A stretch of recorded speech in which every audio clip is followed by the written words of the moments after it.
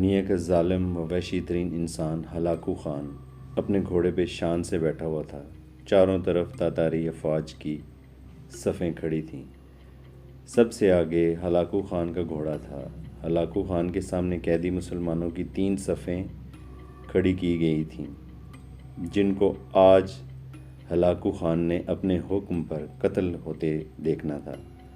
پھر وہ ظالم بولا، ان کے سر قلم کر دو، اور جلاد نے لوگوں کے سر کاٹنے شروع کر دیے۔ پہلی صف میں ایک کی گردن گئی، دوسرے کی گردن گئی، تیسرے چوتھے کی۔ پہلی صف میں ایک بے قصور بوڑھا غریب قیدی، جو کہ اپنے گھر کا واحد کفیل بھی تھا، کھڑا تھا۔ وہ موت کے ڈر کی وجہ سے دوسری صف میں چلا گیا۔ پہلی صف کا مکمل صفایا ہو گیا۔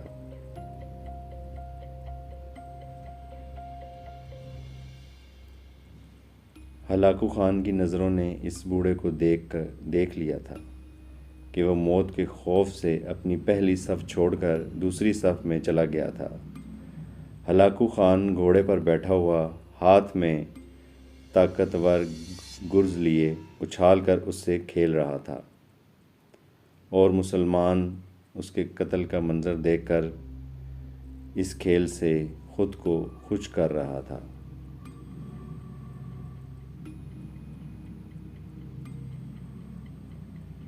جلادوں نے دوسری صف پہ تلوار کے وار شروع کیے، لیکن گردنیں آن کی آن میں گرنے لگیں۔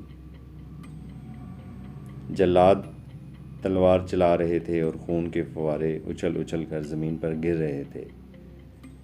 اس بوڑھے بابا نے جب دیکھا کہ دوسری صف کے لوگوں کی گردنیں کٹ کر اس کی باری بہت جلد آنے والی ہے، تو وہ بھاگ کر تیسری صف میں کھڑا ہو گیا۔ ہلاکو خان کی نظریں بوڑھے پہ جمی ہوئی تھیں کہ اب تو تیسری صف آخری ہے، اس کے بعد یہ کہاں چھپنے کی کوشش کرے گا؟ اس بے وقوف بڈھے کو میری تلوار سے کون بچا سکتا ہے؟ میں نے لاکھوں انسان مار دیے، تو یہ کب تک؟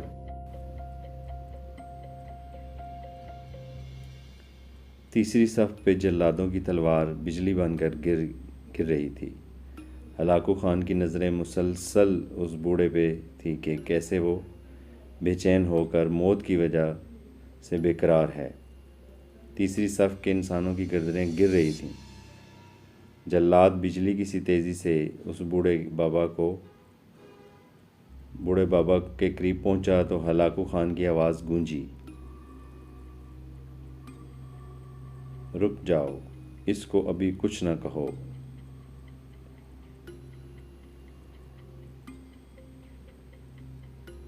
بابا بتا، پہلی صف سے تو دوسری صف میں بھاگ آیا۔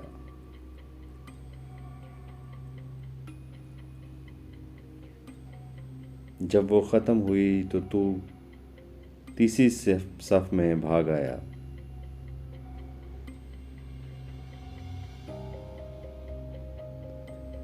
بابا اب بتا، پیچھے تو کوئی اور صف بھی نہیں، اب تو بھاگ کے کہاں جائے گا؟ اب تجھے مجھ سے کون بچائے گا؟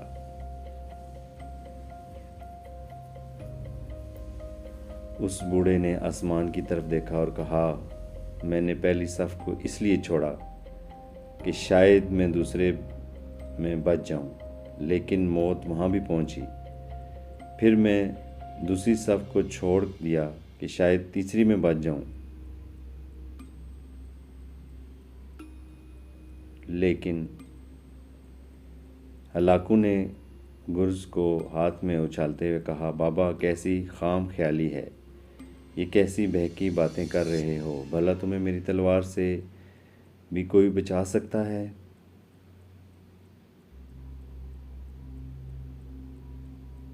بوڑھے مسلمان نے زمین و آسمان کی ہر چیز کے مالک اس واحد لا شریک رب پر بے انتہا یقین کے ساتھ کہا، وہ اوپر والی ذات اگر چاہے تو کچھ بھی ہو سکتا ہے، اور اگر وہ چاہے تو مجھے تجھ سے بچا سکتا ہے۔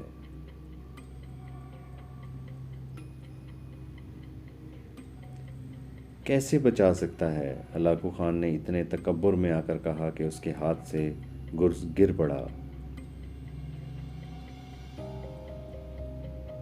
ہلاکو خان چابک دست، ہوشیار، جنگجو اور چلاک انسان تھا۔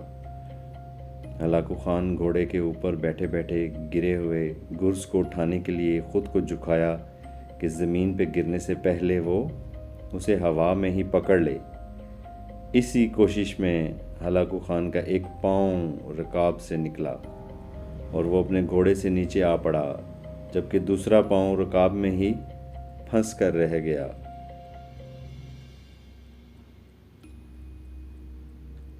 ہلاکو خان کا گھوڑا اتنا ڈر گیا کہ بھاگ نکلا۔ ہلاکو نے خود کو بچانے کی بڑی کوشش کی، لشکر بھی حرکت میں آ گیا، لیکن گھوڑا اتنا طاقتور تھا کہ کسی کے قابو میں نہ آیا۔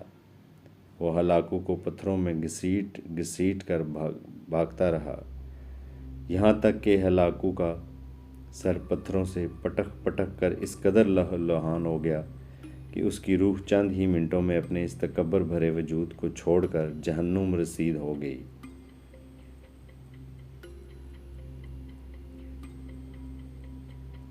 لشکر نے جب بے انتہا کوششوں کے بعد ہلاکو خان کے طاقتور گھوڑے کو بے قابو کیا تو اس وقت تک اس کا سر برے طریقے سے کچلا جا چکا تھا۔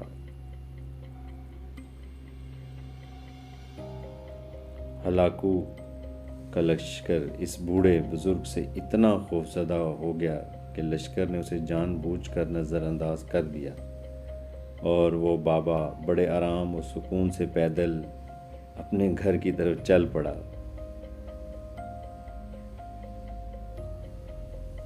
مظلوم کی آہ سے ڈرو، کیونکہ جب وہ اللہ سے رجوع کرتا ہے تو قبولیت بہت دور سے اس کا استقبال کرتی ہے۔